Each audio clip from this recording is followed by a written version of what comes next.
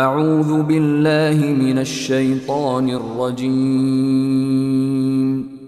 ان الصفا والمروة من شعائر اللہ فمن حج البیت او اعتمر فلا جناح علیہ ان یطوف بہما ومن تطوع خیرا فإن اللہ شاکر علیم۔ السلام علیکم ورحمۃ اللہ وبرکاتہ۔ ان الحمد للہ نحمده ونستعینه ونستغفره ونؤمن به ونتوکل علیہ ونعوذ باللہ من شرور انفسنا وسیئات اعمالنا من يهده الله فلا مضل له ومن يضلل فلا هادي له واشهد ان لا اله الا الله وحده لا شريك له واشهد ان محمدا عبده ورسوله اما بعد فان خير الحديث كتاب الله وخير الهدي هدي محمد صلى الله عليه وسلم وشر الامور محدثاتها وكل محدثة بدعة وكل بدعة ضلالة وكل ضلالة في النار۔ اعوذ باللہ من الشیطان الرجیم، بسم اللہ الرحمن الرحیم۔ الحج اشہر معلومات فمن فرض فيهن الحج فلا رفث ولا فسوق ولا جدال في الحج، وقال عز من قائل وأتموا الحج والعمرة لله، وقال النبي صلى الله عليه وسلم لتأخذوا عني مناسككم فإني لا أدري لعلي لا ألقاكم بعد عامي هذا۔ جناب صدر فضیلت الشیخ عبدالسلام صاحب سلفی حفظہ اللہ، امیر صوبائی جمعیت اہل حدیث ممبئی، ہمارے آج کے اس عظیم الشان اجلاس کے معزز مہمان، خطیب، عالم اسلام کے معروف داعی، مربی فضیلت الشیخ مقصود الحسن صاحب فیضی حفظہ اللہ، نائب امیر صوبہ جمعیت اہل حدیث ممبئی فضیلت الشیخ محمد مقیم صاحب فیضی حفظہ اللہ تعالی، اس مسجد کے منتظمین اور ایسے ہی معزز مکرم اس مسجد کے امام و خطیب، یہاں کے دعات، علماء، مبلغین، قابل احترام بزرگوں، نوجوان دوستوں، قابل احترام ماں اور بہنوں، عزیز بچوں، اللہ تبارک و تعالیٰ کی فضل سے، اس کی توفیق سے آج کا یہ اجلاس عام اور حج تربیتی پروگرام منعقد ہو چکا ہے، اور اس میں جہاں بہت سارے موضوعات پر ہم اور آپ اہل علم کی انشاءاللہ تبارک و تعالیٰ باتوں سے، ان کی خطابات سے استفادہ کریں گے، وہیں ہمارے وہ احباب جنہوں نے اس سال حج بیت اللہ کا عزم کیا ہے، ان کے لیے خصوصیت کے ساتھ ایک عنوان حج بیت اللہ کیسے کریں، حج کا مسنون طریقہ کیا ہے جو نبی رحمت صلی اللہ علیہ وسلم نے اپنی امت کو دیا ہے، اور آپ علیہ الصلاۃ والسلام نے اپنی امت کو کسی بھی مسئلے میں اندھیرے میں نہیں چھوڑا ہے، زبانی طور پر ایسے ہی عملی طور پر جو بھی چیزیں تھیں سب کی اچھی طرح سے وضاحت فرمائی ہے۔ اللہ کے نبی صلی اللہ علیہ وسلم نے جہاں فرمایا صلو کما رأیتمونی اصلی، اے لوگو ایسے ہی نماز پڑھو جیسے تم نے مجھے نماز پڑھتے ہوئے دیکھا ہے۔ آپ علیہ الصلاۃ والسلام نے نماز کے احکام، مسائل کو زبانی طور پر، قولی طور پر، تقریری طور پر جہاں بیان فرمایا ہے، وہیں عملی طور پر بھی نبی کریم صلی اللہ علیہ وسلم نے نماز کے احکام اور مسائل کو، اس سے متعلقہ احکام و مسائل کو بھی تفصیل سے عملاً بیان فرمایا ہے، وضو کر کے دکھایا ہے، نماز پڑھ کر کے دکھایا ہے، ایک ایک مسئلے میں نبی کریم صلی اللہ علیہ وسلم نے اپنے صحابہ کی تربیت فرمائی ہے۔ تو ہم اور آپ کے لیے یہ بہت بڑی سعادت کی بات ہے کہ خصوصیت کے ساتھ ہمارے وہ احباب اور ہماری وہ مائیں بہنیں جنہوں نے اس سال حج بیت اللہ کا عزم کیا ہے، ان کے لیے یہ خصوصی تربیتی پروگرام ہے جس میں انشاءاللہ تبارک و تعالیٰ اختصار کے ساتھ صحیح لیکن حج بیت اللہ کیسے کیا جا سکتا ہے، اس کا مسنون طریقہ کیا ہے، انشاءاللہ تبارک و تعالیٰ اسے آپ کے سامنے رکھنے کی کوشش کی جائے گی انشاءاللہ تبارک و تعالیٰ۔ میرے بھائیوں، میرے بزرگوں، حج بیت اللہ کے سلسلے میں نبی کریم صلی اللہ علیہ وسلم کی وہ حدیث ہمارے اور آپ کے سامنے رہنی چاہیے، جس میں اللہ کے نبی نے فرمایا تھا ایھا الناس خذوا عنی مناسککم، اے لوگو مجھ سے حج کے مناسک سیکھ لو۔ حج کے مناسک یعنی حج کے اعمال، حج کے ارکان، حج میں کیے جانے والے کام، حج میں کہی جانے والی، بولی جانے والی اور پڑھی جانے والی دعائیں، اور جن جن مقامات سے گزرنا ہے، جہاں جہاں جانا ہے، پہنچنا ہے، ان کے اوقات کیا ہیں، اور اس جگہ پہنچ کر ہمیں کس طریقے سے نبی کریم صلی اللہ علیہ وسلم کی مسنون دعائیں پڑھنی ہیں، یہ خاص تعلیم ہے نبی کریم صلی اللہ علیہ وسلم کی۔ میرے بھائیوں، میرے بزرگوں، ان باتوں کا آغاز کرنے سے پہلے میں ایک بات عرض کر دینا چاہتا ہوں کہ ہمارے وہ احباب جو اس سال جنہوں نے حج بیت اللہ کا عزم کیا ہے، وہ خصوصیت کے ساتھ ان باتوں کو سنیں۔ آپ نے اس سے پہلے کتابیں بھی پڑھا ہے، سنا بھی ہے، لیکن پھر بھی بطور یاد دہانی، بطور تذکیر آپ کے فائدے کے لیے پروگرام رکھا گیا ہے، اور عازمین حج سے میں گزارش کروں گا کہ وہ قریب آ جائیں، قریب آ کر کے بیٹھیں، کیونکہ بہت سارے مسائل ایسے بھی آ سکتے ہیں جنہیں قریب سے سمجھنے کی ضرورت پڑ سکتی ہے، اس لیے وہ قریب آ جائیں، قریب رہیں۔ اور دوسری بات یہ ہے کہ حج بیت اللہ جیسے اسلام کے رکن کی عملی تربیت حاصل کرنا، اس کی اہمیت بہت زیادہ ہے۔ انسان مال کی فراہمی کی فکر بہت زیادہ کرتا ہے۔ ظاہر ہے کہ مال کی فراہمی کے بغیر انسان ایک ایسی عبادت جس میں مال کی ضرورت ہے اور وہ اپنے گھر میں بیٹھ کر کے، اپنے علاقے میں رہ کر کے نہیں انجام دی جا سکتی ہے وہ عبادت، اس کے لیے ایک دور کا سفر کرنا ہے، اللہ تبارک و تعالیٰ کے گھر خانہ کعبہ پہنچنا ہے، تو اس کے لیے مال کا انتظام تو کرنا ضروری، لیکن اسی کے ساتھ ساتھ یہ بھی ذہن میں رہے کہ صرف مال کی فراہمی، مال کی انتظامات کے سلسلے میں ہم فکر کریں اور یہ نہ جان سکیں یا اس کی فکر نہ کریں کہ ہمیں حج کیسے کرنا چاہیے، تو بڑی محرومی کی بات ہوگی۔ ایک پکنک جیسا ٹور بن جائے گا کہ آدمی چلا جائے اور وہاں نہایت ہی قیمتی اسباب سے، وسائل سے بنا ہوا اللہ تبارک و تعالیٰ کا گھر خانہ کعبہ اور حرم اور حدود حرم کے وہ عمارتیں اور وہاں کے وہ عالمی لیول کی جو مارکیٹیں ہیں ان کا مشاہدہ کر لے، گھوم لے، پھر لے، اور اس کے بعد وہاں سے واپس آ جائے۔ بہرحال وہاں سے جا کر کے آنے والے کو تو حاجی کہا ہی جائے گا، تو اس لیے ایسا نہیں ہونا چاہیے۔ ہمیں جتنی زیادہ مال کے انتظامات کی پرواہ کرنی چاہیے، فکر کرنی چاہیے۔ میرے بھائیوں، میری بہنوں، آپ کے لیے ضروری ہے کہ آپ حج بیت اللہ کا طریقہ بھی اچھی طرح سے سیکھ لیں۔ وہ نوبت نہ آئے کہ آپ وہاں دیکھ کر کے لوگ کیا کرتے ہیں عمل کریں، پھر آپ جب وہاں پہنچیں گے تو آپ کو دیکھنے میں بہت ساری چیزیں ملیں گی۔ کچھ لوگ کچھ کرتے ہوئے دکھائی دیں گے، کچھ لوگ کچھ کرتے ہوئے دکھائی دیں گے۔ وہاں آپ سوچیں کہ اب کیا کروں، کچھ لوگ یہ کام کر رہے ہیں، کچھ لوگ یہ کام کر رہے ہیں، چلو دیکھتے ہیں، کسی سے پوچھا جائے کہ اب کیا کرنا چاہیے۔ آپ پوچھیں، وہاں ڈھونڈیں، کون بتائے گا، کس سے آپ کو رہنمائی ملنی ہے۔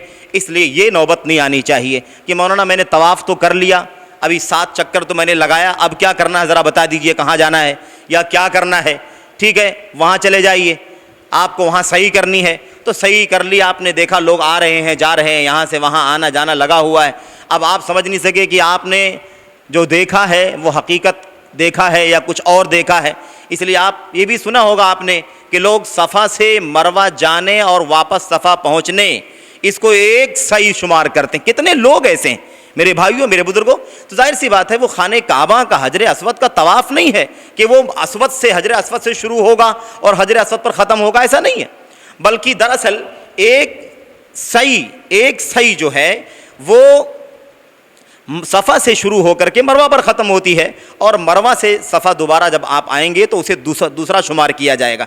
اس طریقے سے صفا سے شروع ہو کر کے آپ کی صحیح مروہ پر ختم ہو جائے گی۔ ایک مثال ہے یہ، آپ مروہ پر، آپ صفا پر پہنچ گئے، اب آپ دیکھ رہے ہیں کہ لوگ ہاتھ اٹھا کر کے کھڑے ہیں، وہاں کیا پڑھ رہے ہیں آپ کو نہیں معلوم ہے، تو آپ پوچھیں بھائی یہاں کچھ پڑھا بھی جاتا ہے کیا پڑھتے ہیں؟ ایسا بہت کچھ دیکھنے کو سننے کو ملتا ہے۔ اس لیے یہ نوبت نہ آئے۔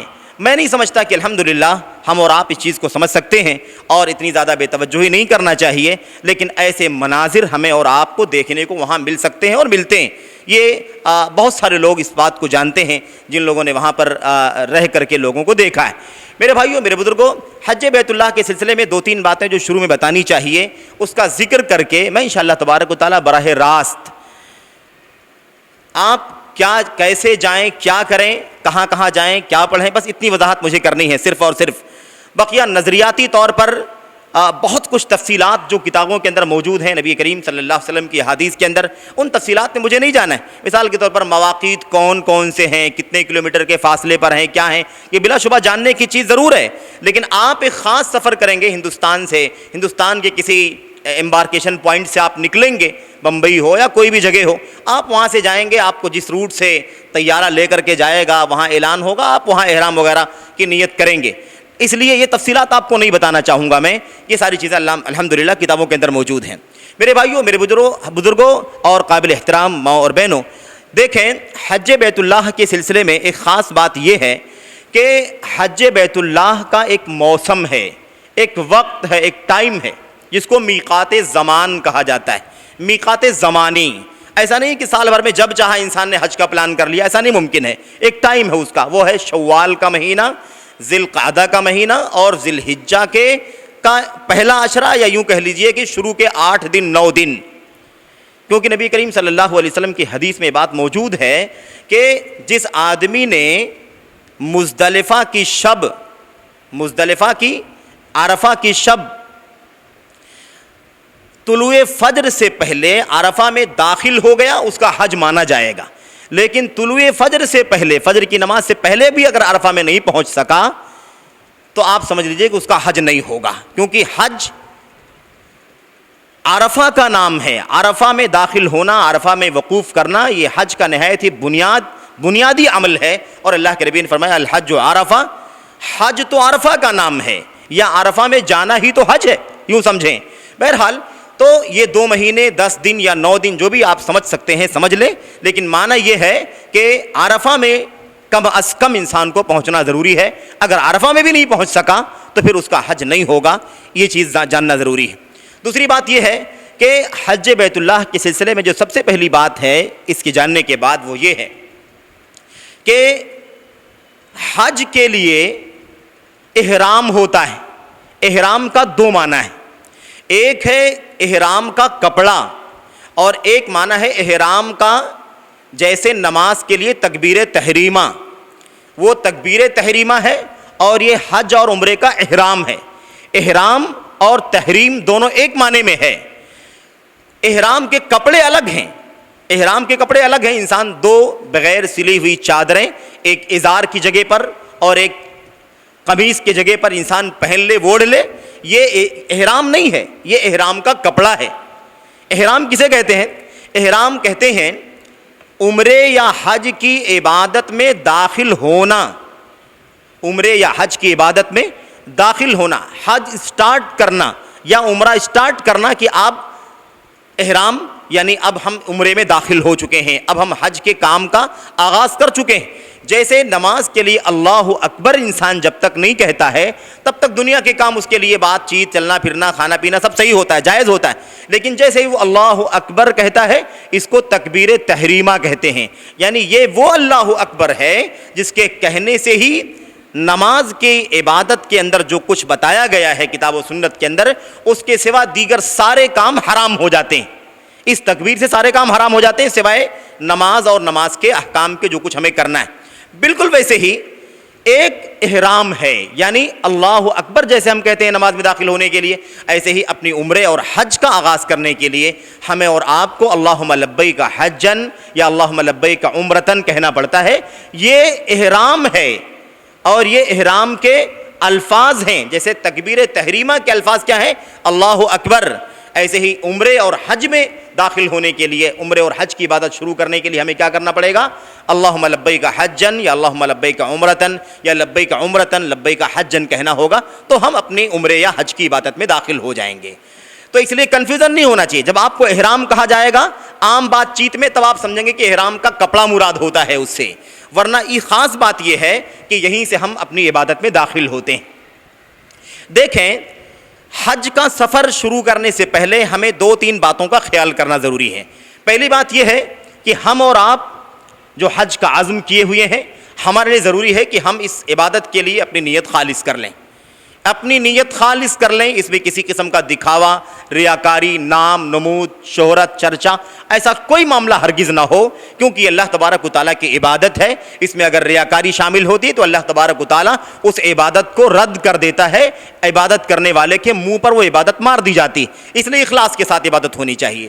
دوسری چیز یہ ہے کہ یہ عبادت مالی ہے، خاص طور پر جہاں جسمانی عبادت ہے، محنت ہے، مشقت ہے اور ایک دور دراز کا سفر ہے، وہیں یہ چیز بھی آپ کو ذہن میں رکھنا ہے کہ یہ مالی عبادت ہے، کیونکہ ہر شخص ہر خاص و عام عبادت نہیں کر سکتا، اور نہ ہر خاص و عام کے اوپر یہ عبادت فرض ہوتی ہے جب تک کہ اس کے پاس اتنی استطاعت نہ ہو جائے کہ وہ اللہ کے گھر خانے کعبہ پہنچ سکے اور اپنے ماتحتین کے کھانے خرچے اور ان کے دیکھ ریکھ کا ان کے رہن سہن کے لیے جو اسباب فراہم ہونا چاہیے وہ اسباب فراہم ہو جائیں، اس کے وہاں رہنے کی مدت بھر جتنے دن اسے رہنا ہے اس کے اخراجات اس کے پاس فراہم ہو جائیں۔ یہ ساری چیزیں جب فراہم ہوں گی تو انسان کے اوپر حج بیت اللہ فرض ہوگا، اس لیے یہ مالی عبادت ہے۔ تو اس عبادت کے لیے خاص بات یہ ہے کہ ہمیں ہمیشہ اپنے آپ کو حلال کے دائرے میں رکھنا ہے، کھانے پینے پہننے اوڑھنے رہنے ہر چیز میں حلال پر اکتفا کرنا ضروری ہے، حلال کی پابندی کرنا ضروری ہے، حرام سے ہر حال میں بچنا ضروری ہے۔ اس لیے حج بیت اللہ چونکہ مالی عبادت ہے اور ایک لمبا بجٹ اس میں صرف ہوتا ہے، اس لیے انسان کو چاہیے کہ خاص طور پر فکر کرے کہ اس کا ایک ایک روپیہ حلال کا ہو، کیونکہ اللہ تبارک و تعالیٰ بڑا پاکیزہ ہے، بڑا طیب ہے، بندے کا وہی کام وہی عمل وہی نیکی قبول فرماتا ہے جو پاک ہو ہر طرح کی ملاوٹوں سے، ہر طرح کی گندگیوں سے، ہر طرح کی غلاظتوں سے، چاہے وہ اس طرح کی گندگی ہو، حرام کی ملاوٹ کی گندگی، یا نیتوں میں خلوص نہ ہو، نیتوں میں فتور ہو، بگاڑ ہو، دکھاوا ہو، ریاکاری ہو۔ الغرض اللہ تبارک و تعالیٰ پاک ہے، ان اللہ طیب لا یقبل الا طیبا، اللہ پاک ہے، پاک ہی قبول کرتا ہے۔ اس لیے یہ دو باتیں خاص طور پر ذہن میں رکھیں۔ اور اسی کے ساتھ ایک چیز اور جڑ جاتی ہے کہ سفر بڑا دور کا ہے، ہوائی سفر ہے، حادثات کے اندیشے بہت زیادہ ہیں، مسائل کچھ بھی ہو سکتے ہیں، اور ویسے بھی بڑی بھیڑ بھاڑ کی جگہ انسان کو جانا ہو رہا ہے، اس لیے انسان کی زندگی کا ویسے بھی کوئی بھروسہ نہیں، اور حالات چونکہ نازک ہوتے ہیں، اور ہم نے پچھلے سالوں میں واقعات جو ہنگامی یا ناگہانی پیش آئے ہیں ہم سب کے سامنے ہیں وہ، اس لیے انسان جانے سے پہلے اللہ تبارک و تعالیٰ کے بندگان کے حقوق کو ادا کر کے جائے، اللہ کے بندوں کے حقوق کو ادا کر کے جائے، کچھ باقی چھوڑ کے نہ جائے، چھپا کر کے نہ جائے، بلکہ سب دے کے لے کے ادا کر کے یا معاف کروا کر کے یا وصیت کر کے طے تمام کر کے جائے، تاکہ اللہ نہ کرے اگر اس کی موت واقع ہو جائے تو کسی کا حق مار کر کے مرنے والا نہ بنے، بلکہ اللہ تبارک و تعالیٰ اس کا دامن بندگان کے حقوق سے پاک رکھے، اور اللہ تبارک و تعالیٰ کے حقوق کی معافی کرانے کے لیے یہ حج بیت اللہ اگر اللہ تعالیٰ نے توفیق عطا فرمائی تو انسان کے وہ سارے گناہ معاف ہو جائیں گے جو اللہ تبارک و تعالیٰ کے حقوق میں ہیں، اور توبہ کرے گا تو کبیرہ گناہ بھی معاف ہو جائیں گے۔ اس لیے انسان کو چاہیے کہ ان تمام چیزوں کا خیال رکھے۔ یہ بہت سارے آداب میں سے 2-3 آداب ہیں۔ حج بیت اللہ کا آغاز کرنے سے پہلے ایک چیز جاننا ضروری ہے کہ حج 3 طرح کا ہوتا ہے، یوں بھی سمجھ سکتے ہیں کہ 3 قسم کا ہوتا ہے، اور یہ شکل بھی ہو سکتی ہے سمجھنے کی کہ انسان نے حج کا ارادہ کیا ہے، اب وہ جب میقات پہنچے گا، میقات کی بات صرف اشارہ کرنا چاہتا ہوں، ایک تو وقت کی بات آ گئی کہ کن موسموں میں انسان حج کا احرام باندھ سکتا ہے، ایک ہے جگہیں میقات مکانی، یعنی وہ چند جگہیں خاص ہیں 5 جنہیں نبی کریم صلی اللہ علیہ وسلم نے نام لے کر کے اپنی امت کو بتلا دیا ہے کہ یہ 5 جگہیں ایسی ہیں جہاں سے حج یا عمرے کا ارادہ کرنے والے ہوں گے، حج عمرہ کرنا چاہتے ہوں گے، ان کے لیے ضروری ہے کہ وہ وہاں پہنچ کر کے حج یا عمرے کی نیت کریں گے، اس سے آگے نہیں بڑھ سکتے۔ حج کی نیت کرنے والا، عمرے کی نیت کرنے والا آدمی بغیر وہاں حج عمرے کی نیت کیے ہوئے اگر آگے بڑھ جائے گا تو اس کا حج اس کا عمرہ غلط ہو جائے گا۔ آئے گی بات کہ اس کے کفارے کے لیے اس کو ایک بکری ذبح کرنی پڑے گی، تب جا کر کے وہ گناہ اس کا معاف ہوگا۔ اس لیے 5 جگہیں خاص ہیں۔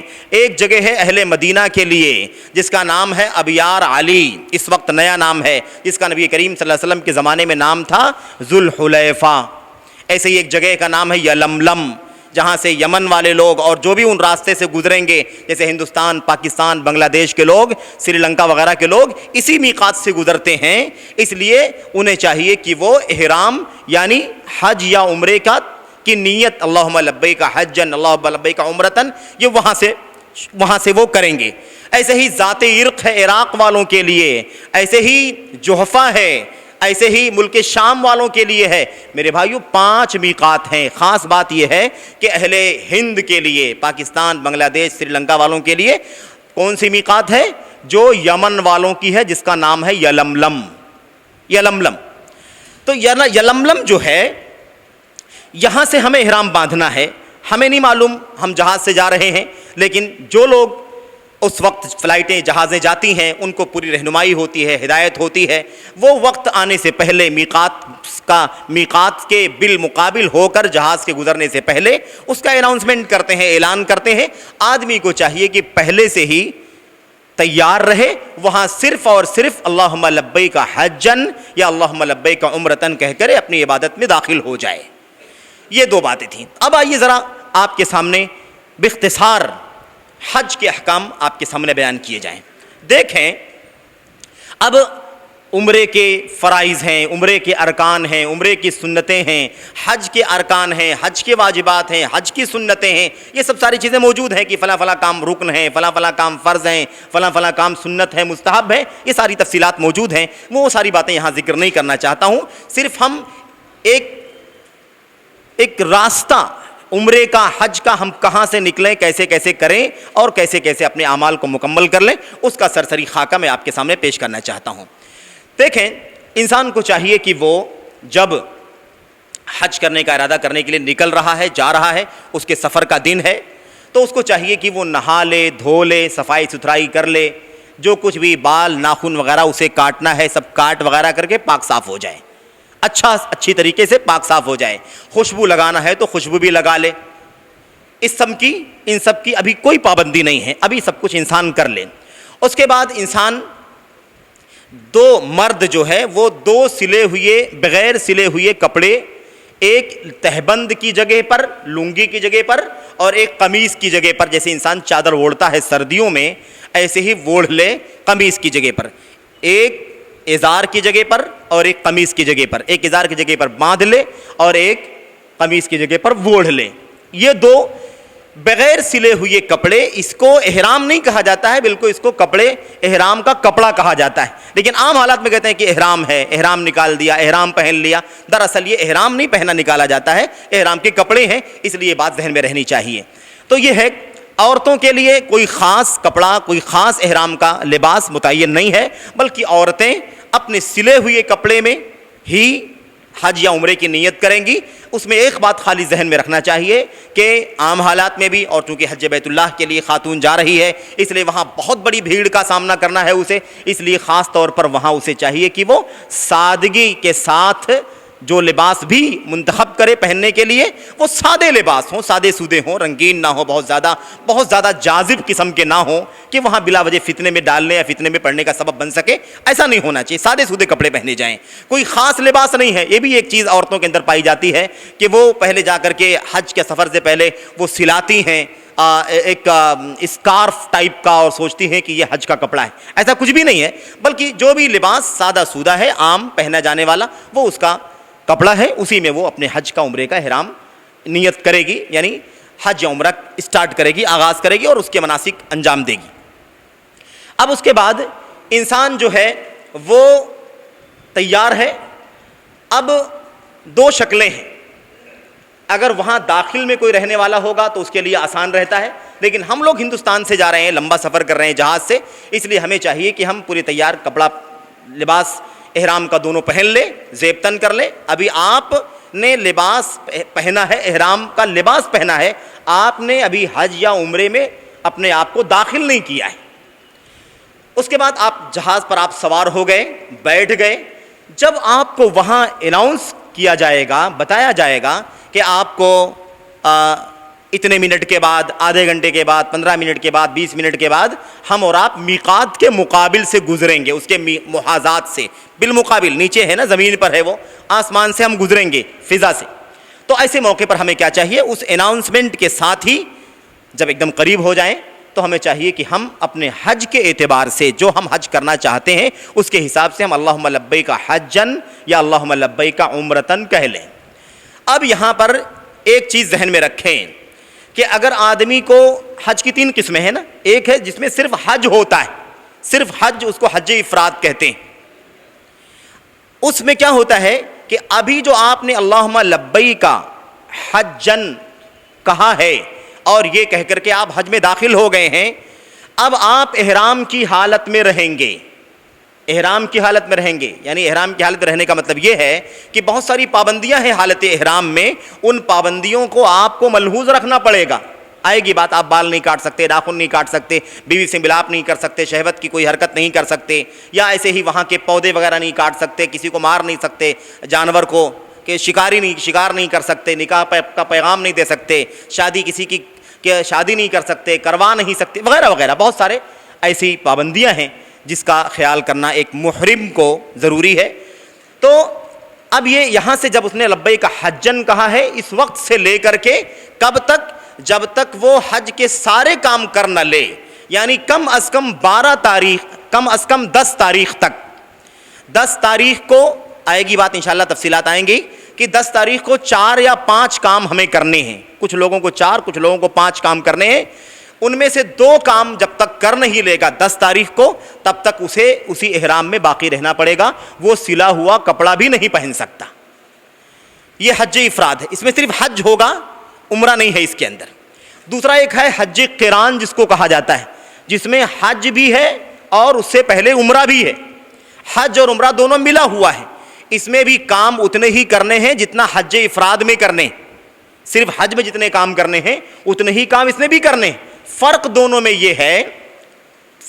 یہ ہے کہ صرف حج کی نیت کرنے والے کے اوپر قربانی واجب نہیں ہے، اور جو حج اور عمرہ دونوں کی ایک ساتھ میں نیت کرتا ہے، جس کو حج قران کرنے والا کہا جاتا ہے، اس کے اوپر قربانی کرنا ضروری ہے، قربانی واجب ہے اس کے لیے، اسے قربانی کرنی پڑے گی، ورنہ اس کے سوا کوئی فرق نہیں ہے اس کے اندر۔ اور یہ بھی اور وہ بھی دونوں لبیک حجن کہنے کے بعد سے لے کر کے، یعنی احرام میں داخل ہونے کے بعد سے ہی 10 تاریخ کے کم از کم 2 کام کر لینے تک وہ کیا رہیں گے؟ حالت احرام میں رہیں گے، سلا ہوا کپڑا بھی نہیں پہن سکتے، ان کے لیے ساری پابندیوں کا لحاظ کرنا ضروری ہوگا۔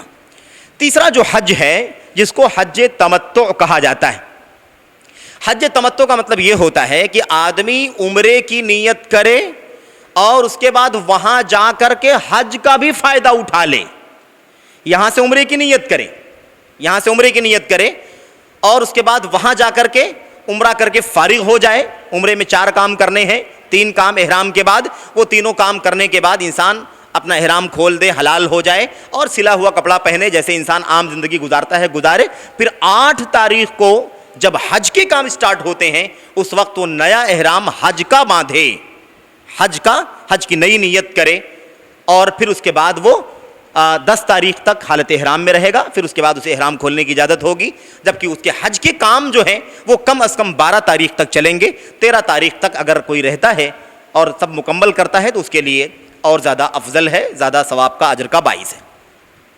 اس کے بعد اچھا میں آپ کو بتا دوں کہ نبی کریم صلی اللہ علیہ وسلم نے اپنی زندگی میں جو ایک حج کیا ہے، آپ نے حج 1 کیا ہے، عمرے 4 کیے ہیں اور حج 1 کیا ہے۔ آپ نے جو حج خود کیا تھا وہ حج قران تھا، حج قران تھا۔ آپ کی چاہت تھی کہ آپ حج تمتع کریں، لیکن اصول یہ ہے سنت رسول صلی اللہ علیہ وسلم کا کہ جو قربانی کے جانور ساتھ لے کر کے جائے، جو قربانی کے جانور ساتھ لے کر کے جائے، اسے اپنے احرام کو چینج کرنا صحیح نہیں ہے۔ یعنی کیا مطلب؟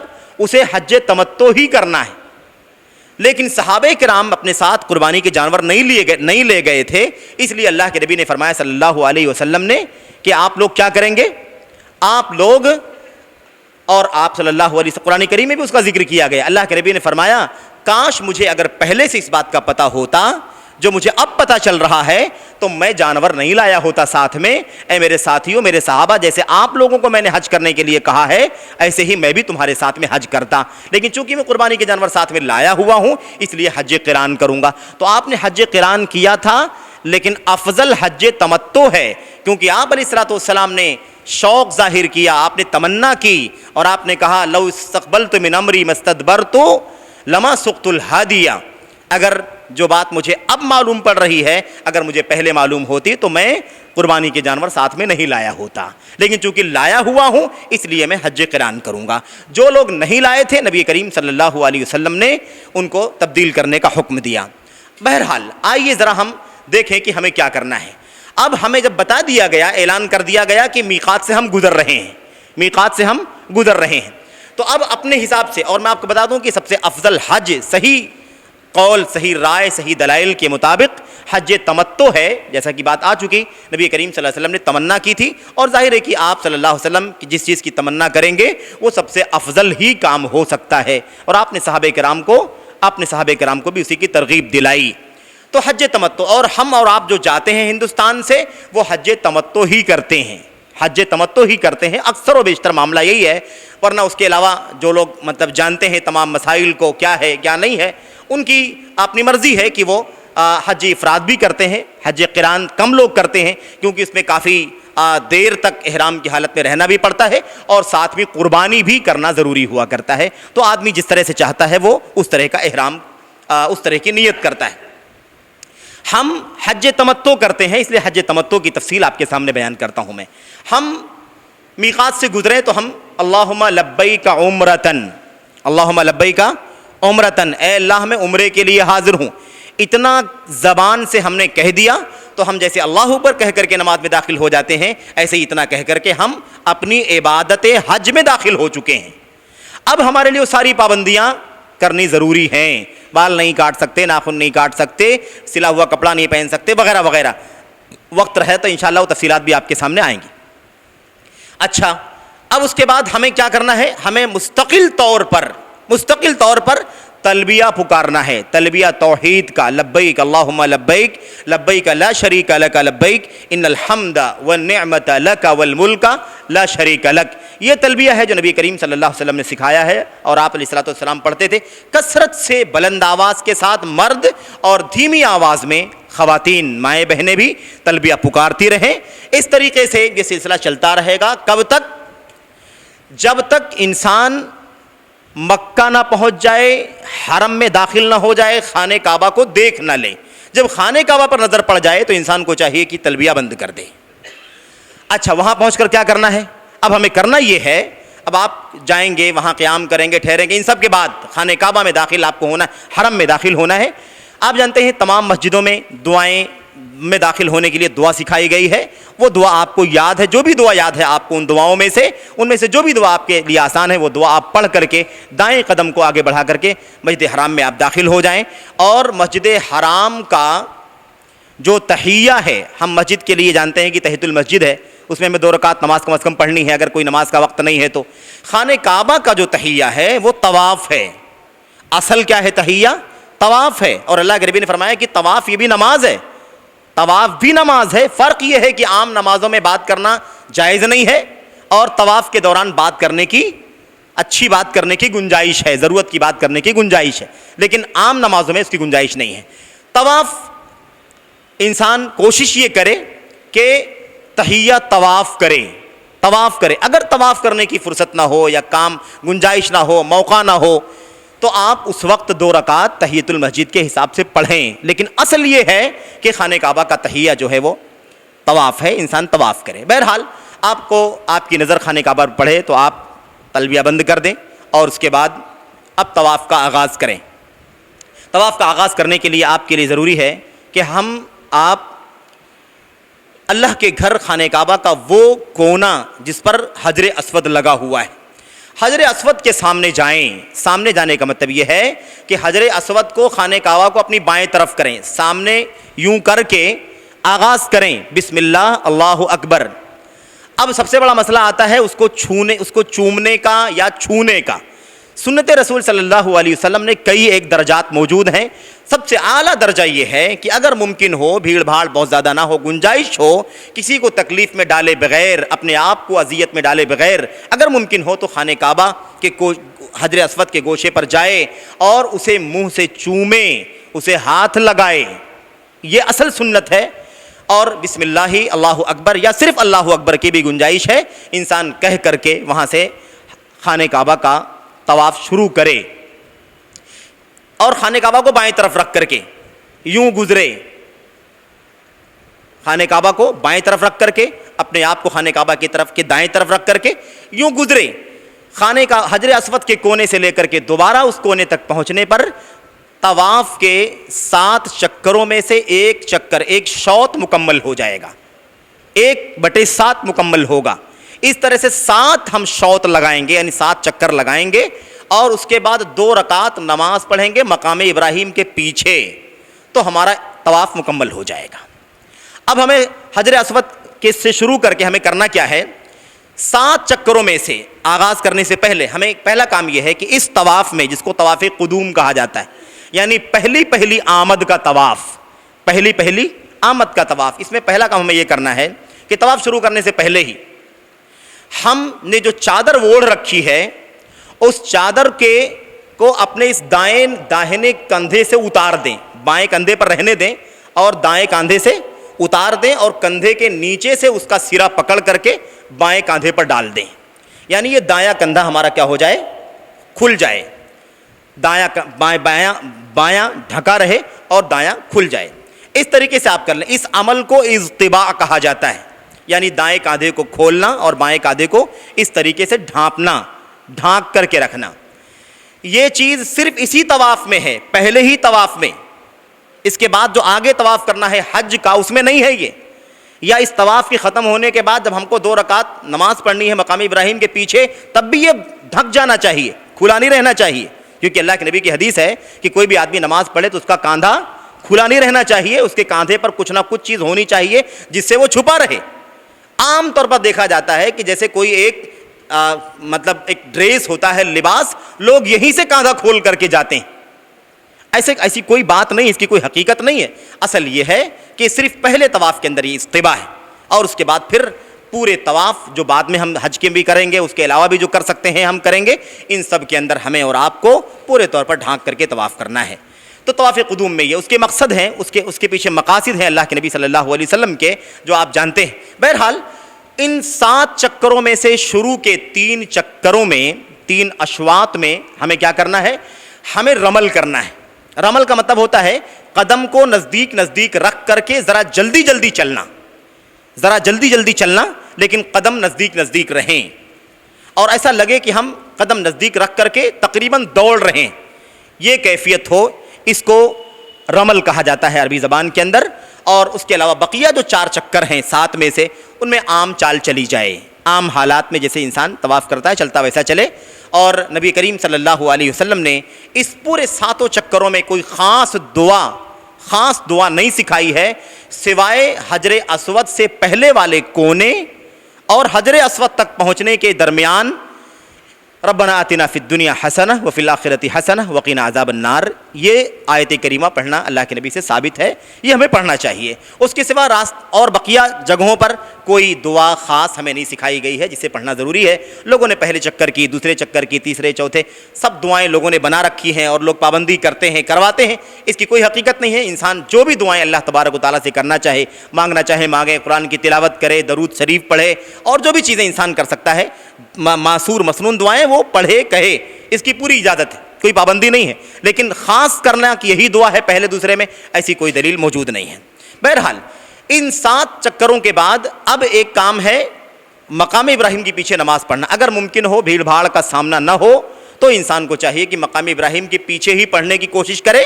جتنا بھی پیچھے ہو, اسی کے بالمقابل جتنا بھی پیچھے ہو, مقام ابراہیم کے پیچھے 10 فٹ, 20 فٹ, 50 فٹ, 200 فٹ, آدمی کوشش یہ کرے کہ اس پر عمل ہو سکے. لیکن اگر یہ بھی ممکن نہ ہو کہ آپ کتنا دور جائیں گے, ہر جگہ بھیڑ ہے, تو آدمی کو جہاں میسر آئے, جہاں آسانی سے بغیر تکلیف دیے, بغیر تکلیف اٹھائے پڑھ سکتا ہو, وہاں 2 رکعت پڑھ لے. اس پورے کام کے ساتھ انسان کا طواف مکمل ہو جائے گا. یہ پہلا کام ہے، احرام کے بعد پہلا کام ہے طواف کا. طواف کر لیا. طواف کرنے کے بعد اب ثابت ہے نبی کریم صلی اللہ علیہ وسلم سے زمزم پینا، سر پر بہانا اور ملتزم سے چپکنا، دعا کرنا، یہ سب ثابت ہے نبی کریم صلی اللہ علیہ وسلم سے. ملتزم کون سی جگہ ہے؟ حجر اسود اور اللہ کے گھر خانہ کعبہ کے دروازے کے بیچ کی جو جگہ، تھوڑی سی جو جگہ ہے، وہاں سے چپک کر کے دعا کرنا. یہ مسنون ہے، ظاہر ہے کہ آپ پہنچ سکتے ہیں آسانی کے ساتھ تو پہنچے کریں، لیکن بلا وجہ مشقت میں نہیں ڈالنا چاہیے اپنے آپ کو اور مسلمان بھائیوں کو، کیونکہ یہ ساری چیزیں مستحب ہیں، سنت ہیں، فرض اور واجب نہیں ہے کہ آپ کے حج پر، آپ کے عمرے پر کوئی فرق پڑے گا. اس لیے اس سلسلے میں بہت زیادہ محنت بھی نہیں کرنی چاہیے. دوسری چیز یہ ہے کہ اب اس کے بعد ہمیں دوسرا کام کرنا ہے عمرے کا، اور وہ ہے سعی بین الصفا والمروہ، صفا اور مروہ کے درمیان کی سعی. آپ حجر اسود کے بالمقابل ہی آگے کی طرف جب جائیں گے تو اس طرف آپ کو صفا ملے گا، صفا پہاڑی ملے گی. صفا پر پہنچ کر کے جب آپ صفا پہاڑی سے قریب ہو جائیں، ابھی پہاڑی کے آثار موجود ہیں، جو گئے ہیں وہ جانتے ہیں، قریب ہوں تو قرآن کریم کی مشہور آیت کریمہ ان الصفا والمروۃ من شعائر اللہ فمن حج البیت او اعتمر فلا جناح علیہ ان یطوف بہما، اس آیت کریمہ کی تلاوت کریں. اور اللہ کے نبی صلی اللہ علیہ وسلم کہا کرتے تھے ابدأ بما بدأ اللہ بہ، میں بھی وہیں سے شروع کرتا ہوں جہاں سے اللہ رب العالمین نے شروع کیا ہے. یعنی اللہ نے فرمایا ان الصفا والمروہ، پہلے اللہ نے صفا کہا بعد میں مروہ کہا، تو میں مروہ سے شروع نہیں کروں گا بلکہ میں بھی صفا سے شروع کروں گا. تو صفا کی طرف آپ گئے، پھر اس کے بعد اس آیت کریمہ کو پڑھنے کے بعد آپ ذرا اوپر کی طرف چڑھے جہاں تک چڑھنا ممکن ہے. اور اس کے بعد آپ صلی اللہ علیہ وسلم کی سنت یہ ہے کہ آپ قبلے کی طرف، خانہ کعبہ کو سامنے رکھ کر کے، قبلے کی طرف چہرہ کر کے، اور یہ کوشش کر کے کہ کعبہ دکھائی بھی دے آپ کو، اگر ایسا ممکن ہو تو خانہ کعبہ آپ کو دکھائی دے قبلہ رو ہو کر کے. آپ ایک مرتبہ، اور بہتر ہے کم از کم 3 مرتبہ انسان ان دعاؤں کو پڑھے. وہ کیا ہے؟ اللہ اکبر، اللہ اکبر، اور ایسے ہی الحمدللہ، کم از کم 3 مرتبہ پڑھنا مستحب ہے، سنت ہے، بہتر ہے. اور اس کے بعد لا الہ الا اللہ وحدہ لا شریک لہ لہ الملک ولہ الحمد وہو علی کل شیء قدیر، لا الہ الا اللہ وحدہ انجز وعدہ ونصر عبدہ وہزم الاحزاب وحدہ. یہ دعا ہے نبی کریم صلی اللہ علیہ وسلم سے ثابت ہے، جو آپ نے صفا پر پڑھا ہے. اس دعا کو اور اس تحمید اور تکبیر یعنی الحمدللہ اور اللہ اکبر کو ملا کر کے ان تینوں چیزوں کو کم از کم 3 مرتبہ پڑھنا چاہیے. اس کے علاوہ دیر تک نبی کریم صلی اللہ علیہ وسلم کا طریقہ یہ تھا کہ آپ کھڑے ہو کر کے دعا کرتے تھے، ہاتھ کو اٹھا کر کے قبلہ رو ہو کر کے اور خانہ کعبہ کو دیکھتے ہوئے دیر تک کھڑے ہو کر کے دعا کرتے تھے. تو یہ ہمیں بھی کرنا چاہیے، جلد بازی نہیں کرنی چاہیے. اچھا، اس کے بعد پھر اب انسان مروہ کی طرف جائے. مروہ کی طرف جانے میں کافی ٹائم آپ کو لگے گا، نزدیک نہیں ہے. مروہ کی طرف آپ جائیں، آپ کو راستے میں 2 ہری لائٹیں دکھائی دیں گی. اس سے پہلے تک آپ عام چال چلیں گے، جیسے چلتے ہیں نارمل چال چلیں گے. جب آپ کو ہری لائٹ پہلی دکھائی دے گی تو وہاں سے آپ سعی کریں گے، یعنی دوڑیں گے، دوڑ کر کے جائیں گے یہاں تک کہ اگلی ہری لائٹ آ جائے، وہاں تک آپ کو دوڑنا ہے. لیکن یہاں ضروری ہے 2 باتیں سمجھنا کہ اگر بہت زیادہ بھیڑ ہے، آپ نہیں دوڑ سکتے، یا لوگوں کو اذیت ہوگی، کسی کو آپ دھکا دے دیں گے، گر جائیں گے کسی کے اوپر، تو یہ چیز نہ کریں. وہاں بھی آپ اطمینان سے ہی چلیں. کسی مسلمان کو اذیت دینا یہ حرام ہے، اور اس پر عمل کرنا یہ سنت اور مستحب ہے. تو سنت کی وجہ سے کسی حرام کا ارتکاب اچھا نہیں ہے. اور دوسری بات یہ ہے کہ یہ کام مردوں کے لیے ہے، عورتوں کے لیے نہیں ہے. اس لیے مرد حضرات جو عازمین حج ہے وہ کریں، مائیں بہنیں دوڑنے کی کوشش نہ کریں بلکہ اطمینان سے چل کر کے جائیں. پھر ہری لائٹ کے بعد مرد حضرات پھر نارمل چال چلیں یہاں تک کہ وہ مروہ پہنچے. اس راستے میں بھی کوئی دعا خاص نہیں ہے بلکہ اطمینان سے آدمی جائے. جو بھی دعائیں، اذکار، قرآن کریم کی آیتیں، جو بھی اللہ توفیق دے اسے وہ پڑھے. اور اس کے علاوہ اللہ تبارک و تعالیٰ سے اپنی دنیا اور آخرت کی بھلائی کے لیے جو بھی دعائیں کر سکتا ہے اپنی زبان میں بھی کرے، کوئی حرج کی بات نہیں، کوئی پابندی نہیں. مروہ پہنچے، مروہ پہنچنے کے بعد وہی کہے وہی کرے جو صفا پر کیا تھا، وہی کہے اور وہی کرے جو صفا پر کیا تھا، بالکل ویسے ہی جو آپ نے صفا پر سنا ہے. اختصار کرنے کے لیے اس کے بعد پھر وہاں سے صرف صفا آنا ہے، جیسے گئے تھے ویسے ہی آنا ہے.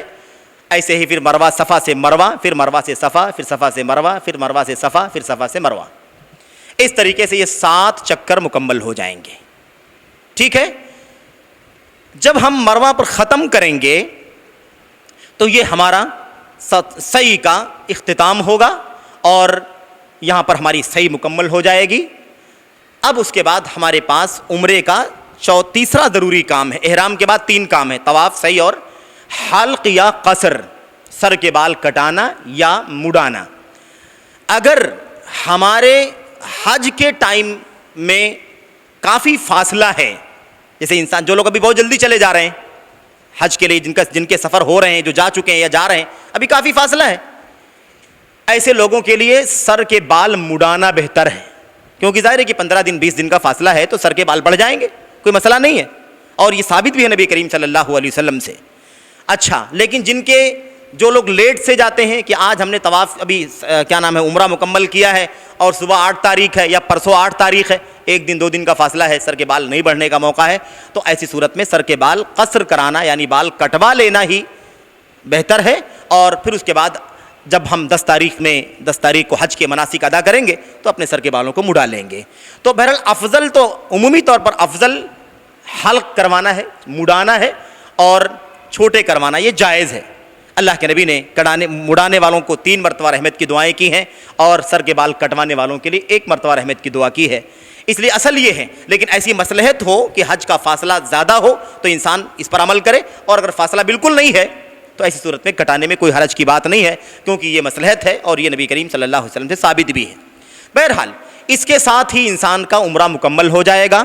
جو لوگ حج تمتع کر رہے ہوں گے ان کے لیے اب احرام کھول دینا، اپنے سلے ہوئے کپڑے پہن لینا، اور عام جیسے انسان رہتا ہے اپنی بیوی بچوں کے ساتھ اٹھنا بیٹھنا، بیوی سے ہم بستر ہونا وغیرہ سب جائز ہے، یہاں تک کہ 8 تاریخ کو دوبارہ وہ حج کا احرام باندھے گا، احرام پہنے گا۔ یہاں عمرہ مکمل ہو گیا۔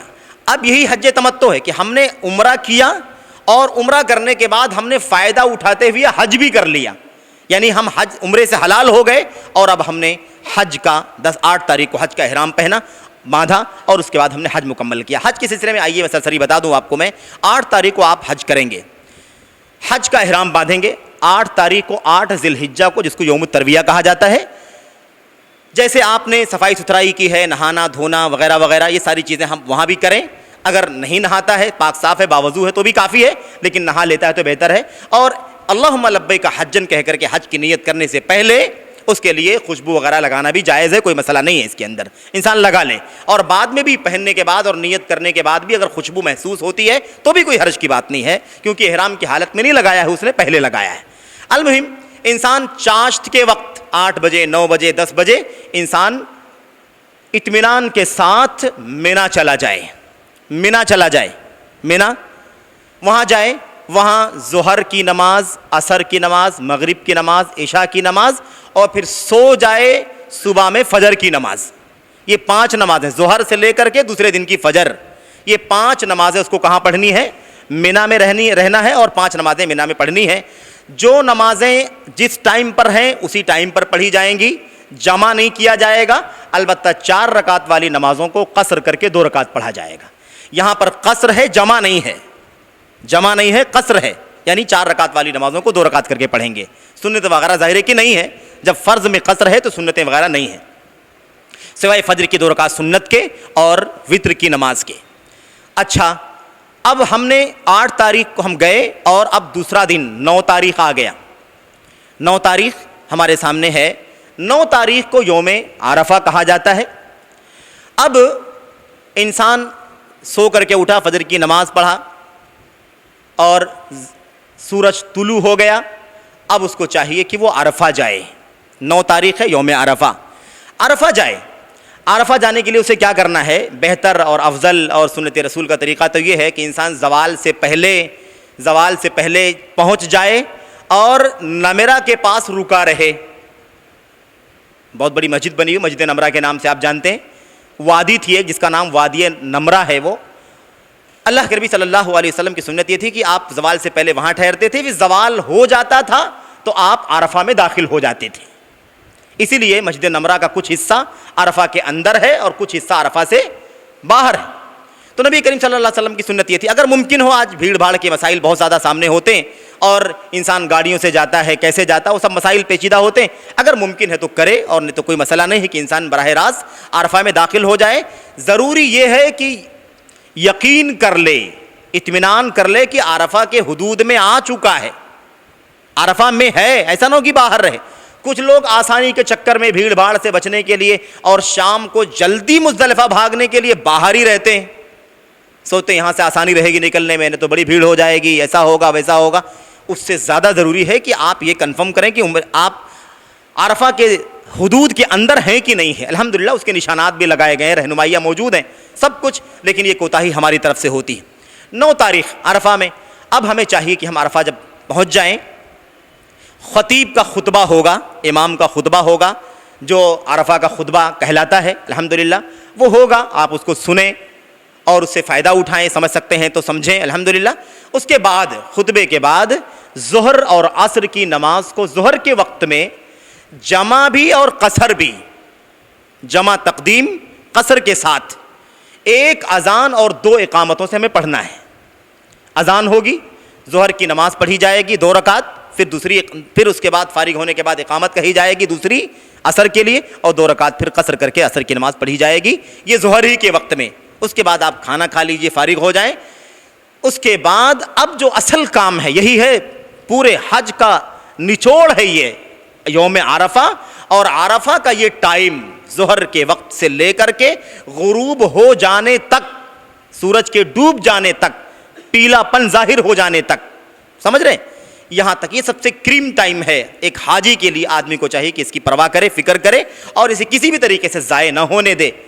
اللہ کے نبی صلی اللہ علیہ وسلم کثرت سے اس میں دعا کرتے تھے، کھڑے ہو کر کے، قبلہ رو ہو کر کے، خوب دعائیں کرتے تھے، خوب دعائیں کرتے تھے نبی کریم صلی اللہ علیہ وسلم۔ اس لیے ہمیں چاہیے کہ ہم کثرت سے دعا کریں، اور اہل علم نے لکھا کہ یہی مصلحت ہے ظہر اور عصر کی نماز کو ظہر کے وقت میں پڑھا دینے کی اور پڑھنے کی اجازت دینے کی، اور قصر کرنے کی جو اجازت دی گئی ہے، اس کے پیچھے مقصد یہ ہے کہ حجاج جو آئے ہوئے ہیں اللہ کے گھر کا حج کرنے کے لیے، وہ اس قیمتی وقت سے اچھی طرح سے فائدہ اٹھا سکیں، خوب عبادت کر کے، تسبیحات، اذکار اور دیگر اللہ تبارک و تعالیٰ سے دعائیں کر کے۔ اس لیے دعائیں بھی یاد کریں ابھی سے، اپنے ساتھ کتابیں رکھیں جس میں دعائیں مسنون لکھی ہوئی ہوں، دیکھی دیکھا یا محرومی کچھ نہیں ہمارے پاس، ہم کیا پڑھیں، ایسا نہیں ہونا چاہیے۔ ٹھیک ہے ہم اپنی زبانوں میں دعائیں کر سکتے ہیں، لیکن سب سے اچھی دعائیں وہ ہیں جو اللہ کی کتاب میں بتائی گئی ہیں، جو اللہ کے نبی صلی اللہ علیہ وسلم کی سنت میں وارد ہیں۔ ان دعاؤں کو ہم یاد کر سکتے ہیں تو یاد کریں، یا کم از کم اپنے ساتھ کتابیں رکھیں جس میں اچھی دعائیں، صحیح دعائیں مسنون لکھی ہوئی ہوں،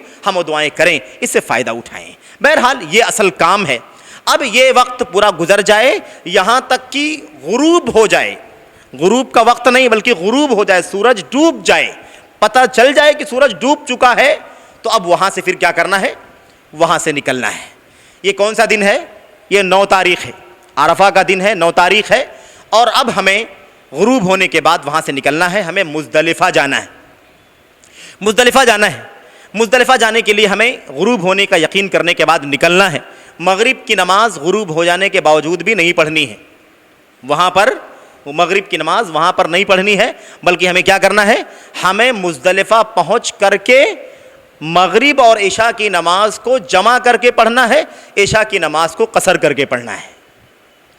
یہ اس شرط کے ساتھ کہ اتنا لیٹ نہ ہو جائے کہ آدھی رات گزر جائے۔ اگر اتنا لیٹ ہو جائے کہ آدھی رات نکل گئی ہے تو اتنا لیٹ نہ کریں، پھر اتنا لیٹ ہونے کا اندیشہ ہو تو آدھی رات گزرنے سے پہلے آپ کیا کریں، جہاں بھی ہے وہاں کیا کر لیں، مغرب اور عشاء کی نماز کو پڑھ لیں، کیونکہ اس سے زیادہ لیٹ کرنا صحیح نہیں ہے۔ لیکن اگر آپ پہنچ سکتے ہیں 10 بجے 11 بجے تو بھی کوئی مسئلہ نہیں ہے، انسان مزدلفہ پہنچ کر کے وہاں پر ایک اذان 2 اقامت کے ساتھ مغرب کی نماز 3 رکعت اور عشاء کی نماز 2 رکعت پڑھ لے، اور یہ رات سو کے گزارنے کی ہے۔ یہ رات کیا ہے؟ سو کے گزارنے کی رات ہے، اور جلدی سونا سنت ہے، جلدی سونا سنت ہے، اور سو کر کے گزارنا سنت ہے۔ نبی کریم صلی اللہ علیہ وسلم کا یہ طریقہ تھا۔ مقصد یہ ہے کہ صبح کا جو کام ہے 10 تاریخ کا یوم النحر کا، وہ سارے کام ایک ساتھ میں ہیں اور بڑی محنت کرنی پڑتی ہے ایک حاجی کو، اس لیے اس کے لیے تازہ دم رہیں، تیار رہیں، نیند پوری رہے اور جسم کے اندر جو تھکان وغیرہ تھی وہ ختم ہو جائے. یہ سنت ہے نبی کریم صلی اللہ علیہ وسلم کی. تو سو کر کے گزارنا چاہیے. رات جلدی سو جانے کی کوشش کرنی چاہیے اور اس کے بعد صبح جلدی اٹھ کر کے وضو کر کے نماز پڑھ کر کے انسان کو چاہیے کہ اللہ تبارک و تعالیٰ سے دعا کرنے میں مشغول ہو جائے. قبلہ رو ہو کر کے دعا کرے. اور آپ کو مزدلفہ کے اس میدان میں مشعر حرام کی مسجد دکھائی دے گی. سفید کلر کی تھی، مطلب پرانی بات ہے، کلر سے کوئی تعلق نہیں ہے، یہ کلر تو بدل سکتا ہے، لیکن مشعر حرام جو جگہ ہے مزدلفہ کے اس میدان میں، وہاں پر ایک مسجد قائم کر دی گئی ہے جس کو مسجد المشعر الحرام کہا جاتا ہے. تو بہرحال وہاں خاص طور سے جب وہاں آ کر کے، ایسے تو آپ کہیں بھی ہوں گے میدان میں، لیکن کوشش یہ کریں اگر ممکن ہو تو مشعر حرام کے پاس آ کر کے آپ کثرت سے اللہ تبارک و تعالیٰ سے دعا کریں یہاں تک کہ روشن ہو جائے، یعنی اندھیرا کٹ جائے لیکن سورج طلوع نہ ہوا ہو لیکن کافی مطلب روشنی ہو چلی ہو. اب اس کے بعد ہمیں چاہیے کہ ہم کہاں جائیں؟ دوبارہ پھر منا جائیں. چاہے منا پہنچ کر کے یا مزدلفہ ہی میں، کوئی حرج کی بات نہیں، دونوں جگہ سے آپ جہاں سے چاہیں 7 کنکریاں چن لیں. 7 کنکریاں چن لیں. وہ کنکریاں چنے کے دانے کے برابر یا یوں کہہ لیجیے بکری کی میگنی کے برابر، مثل حصل خذف کہا اللہ کے نبی نے، یعنی مطلب جیسے بکری کی میگنی ہوتی ہے نا، چھوٹی چھوٹی کنکریاں، بڑی نہ ہوں، یعنی جس کو انگلیوں کے بیچ سے، انگلیوں سے 2 انگلیوں سے مارا جا سکتا ہو، اس سائز کی ہو، یوں سمجھ لیں. بہرحال آپ چن لیں. اور دنیا بھر کے طریقے دیکھنے کو ملتے ہیں، کوئی اس کو دھوتا رہتا ہے، کوئی کچھ کرتا ہے، یہ ساری چیزیں بیکار ہیں، ایسا کچھ نہیں ہے اسلام کے اندر. اور کسی بھی طرح کی اس انداز کی جو حرکت ہے وہ خلاف سنت ہے. بس اتنی سی بات ہے کہ دھول مٹی لگی ہو تو آپ اس کو جھاڑ لیں. 7 کنکریاں لے لیں. اس کے بعد آپ منا جائیں. منا پہنچ کر کے اب ہمیں کئی کام کرنے ہیں، اور اسی 10 تاریخ کو، جس کو یوم النحر کہتے ہیں، اسی کو حج کے مضمون میں یوم الحج الاکبر کہتے ہیں. حج کا سب سے بڑا دن، کیونکہ حج کے سب سے اہم کام اور بڑے بڑے کام، بنیادی کام اسی 10 تاریخ کو ادا کیے جاتے ہیں. اسی کا نام ہے یوم الحج الاکبر، حج کا سب سے بڑا دن. اب ہمیں کئی کام کرنے ہیں. پہلا کام ہمیں کرنا ہے منا جا کر کے جہاں جمرات ہیں، کنکریاں جہاں مارنی ہیں، ہمیں وہاں کا رخ کرنا ہے. آپ چاہیں اپنے خیموں میں جا کر کے گزر کر کے آئیں یا جا سکتے ہیں تو سیدھے جائیں. بہرحال یہاں ایک خاص بات یہ کہنی ہے کہ سعودی حکومت، اللہ تبارک و تعالیٰ اسے قائم و دائم رکھے، وہاں کے ولاۃ امور اور ان کی خدمات کو اللہ قبول فرمائے، ان کی ہدایتوں، ان کی رہنمائیوں سے ایک ذرہ بھی نہیں نکلنا. جو ہدایتیں ہیں ان کی، جو تعلیمات ہیں، جو بھی گائیڈز ہیں، اس کی پوری پاسداری کرنا. انشاءاللہ تبارک و تعالیٰ اللہ بھلا کرے گا، خیر کرے گا. آپ کا حج بھی اطمینان سے انجام پائے گا، اور مختلف انداز کے حادثات کے جو عمومی طور پر امکانات ہوتے ہیں وہ انشاءاللہ آپ محفوظ رہیں گے اس سے. اور کوئی ناگہانی چیز تو اللہ تبارک و تعالیٰ کی طرف سے اس سے کوئی بچ نہیں سکتا، وہ ایک الگ چیز ہے. لیکن ہدایات کی پیروی کی پاسداری کرنا بڑا اہم ہے. اس لیے آپ منمانی کوئی کام نہ کریں. اگر کوئی ٹائم کا اعلان کرتے ہیں اتنے بجے نکلیں تو آپ اتنے بجے نکلیں، اس سے پہلے نہ نکلیں. زبردستی نہ کریں. بوجھ اور سامان اور جھوری جھنڈی لے کر کے آپ نہ جائیں لاد کر کے بھیڑ بھاڑ کے اندر، بلکہ آپ اطمینان سے جائیں کیونکہ آپ عبادت کرنے کے لیے جا رہے ہیں. بہرحال آپ جب جمرات کی طرف جائیں گے تو مسجد خیف آپ کو دکھائی دے گی. مسجد خیف بڑی مسجد کافی منا میں، اور اس کے قریب جو آپ کو پہلا جمرہ دکھائی دے گا، یعنی شیطان کا جو نشان وہاں حکومت نے بنا رکھا ہے. اب تو خیر 4-5 منزلہ بنا دیا حکومت نے، اللہ ان کو جزائے خیر عطا فرمائے. تو آمین رب العالمین. آپ کو جو پہلا جمرہ دکھائی دے گا وہ چھوٹا والا ہے، اس کا نام ہے جمرہ صغرا، چھوٹا شیطان. پھر آپ تھوڑا سا اور آگے بڑھیں گے تو آپ کو اس سے بڑا دکھائی دے گا جس کا نام ہے جمرہ وسطیٰ، درمیانی شیطان. اور اس کے بعد آپ کو اور آگے جب آپ جائیں گے مکے کی طرف تو آپ کو بڑا والا جمرہ دکھائی دے گا جس کو جمرہ کبریٰ یا جمرہ عقبہ کہتے ہیں، بڑا والا شیطان. بہرحال تو 10 تاریخ کو ہمیں جو 7 کنکریاں ہم نے لی ہیں، وہ 7 کنکریاں ہمیں نہ پہلے کو مارنی ہے نہ دوسرے کو مارنی ہے. کس کو مارنی ہے؟ تیسرے والے بڑے والے کو مارنی ہے. تو آپ دیکھیں گے کہ پہلے والوں کو لوگ پیٹ رہے ہیں، دوسرے والوں کو، یہ بیکار ہے. اس کو دیکھا کوئی کام نہیں کرنا، بلکہ پہلے کو چھوڑ دو، دوسرے کو چھوڑ دو، تیسرے والے کے پاس جاؤ، جمرہ کبریٰ کو، اس کو 7 کنکریاں مارنا ہے اطمینان سے۔ عبادت ہے یہ، کسی کے سر پر آپ نہ مار دیں، بہت دور سے نہ پھینکیں، بلکہ آپ اطمینان سے وہاں جائیں، ہدایات کی پوری پاسداری کریں، اور 7 کنکریاں ایک ایک کر کے ماریں، ساتوں ایک ساتھ نہیں پھینک دیں، بلکہ ایک ایک کر کے پھینکیں، ہر کنکری کو ہاتھ اٹھا کر کے ماریں، پھینکیں، اور بسم اللہ اللہ اکبر کہہ کر کے ماریں، اور کوشش یہ کریں کہ اس کم از کم وہ جو حوض بنا ہوا ہے، وہ جو دائرہ بنا ہوا ہے، کنکری دائرے میں گر جائے، کنکری دائرے میں گرے گی تو علم کو لگ جائے گی، اس ستون کو لگ جائے گی جو جمرہ وہاں پر بنایا گیا ہے۔ یہ طریقہ ہے۔ یہ کرنے کے بعد ہم نے 10 تاریخ کا ایک اہم کام کر لیا، اس کا نام ہے رمی جمرہ عقبہ، بڑے والے شیطان کو کنکری مار دیا ہم نے۔ یہ دراصل عبادت ہے، نبی کریم صلی اللہ علیہ وسلم کی نے فرمایا ہے کہ عبادت ہے یہ، اور جیسا کہ ابن عباس رضی اللہ تعالیٰ عنہ کا اثر ہے، صحیح اثر، اس میں انہوں نے فرمایا الشیطان ترجمون وملت ابیکم ابراہیم تتبعون، تم لوگ ملت ابراہیم علیہ السلام کی پیروی کر رہے ہو اور شیطان کو کنکری مار رہے ہو، شیطان کو پتھر مار رہے ہو، رجم کر رہے ہو اس کو، تو اس لیے جو طریقہ سنت کا ہے اس کی پیروی کریں۔ یہ کرنے کے بعد آپ واپس چلے آئیں، اتر جائیں، اتر جانے کے بعد اب دوسرا کام ہے قربانی کرنے کا۔ دوسرا کام اس معنی میں کہ اصل ترتیب یہی ہے، ورنہ ترتیب آگے پیچھے بھی ہو سکتی ہے، لیکن اصل ترتیب یہ ہے، واجب نہیں ہے ترتیب، سنت ہے، مستحب ہے، اگر ہو سکے تو بہتر، اور نہیں تو ترتیب آگے پیچھے ہو سکتی ہے، اس میں کوئی حرج نہیں۔ دوسرا کام کنکری مارنے کے بعد جو ہے وہ قربانی کرنے کا ہے۔ قربانی کرنے کے سلسلے میں جو آپ نے نظم بنا رکھا ہو اس پر عمل کریں، آپ نے پیسے جمع کروا دیے ہیں تو وہ ہو جائے گا، اس کی ذمہ داری ان کی ہے، آپ نے وکیل بنا دیا ہے، یا آپ نے اپنے حملے کو اپنے ٹور والوں کے ساتھ کوئی سیٹ اپ بنایا ہے قربانی کا، اس کے ساتھ ہو جائے گا، یا اگر نہیں آپ خود جا کے کرنے کا آپ نے کوئی سیٹ اپ بنایا ہوا ہے تو آپ جائیے اور قربانی کرائیے اور کھائیے کھلائیے جو بھی ممکن ہے۔ بہرحال اس کے بعد تیسرا جو کام ہے وہ کیا ہے؟ وہ ہے سر کے بال حلق کرنا، چھلانا، مڈانا۔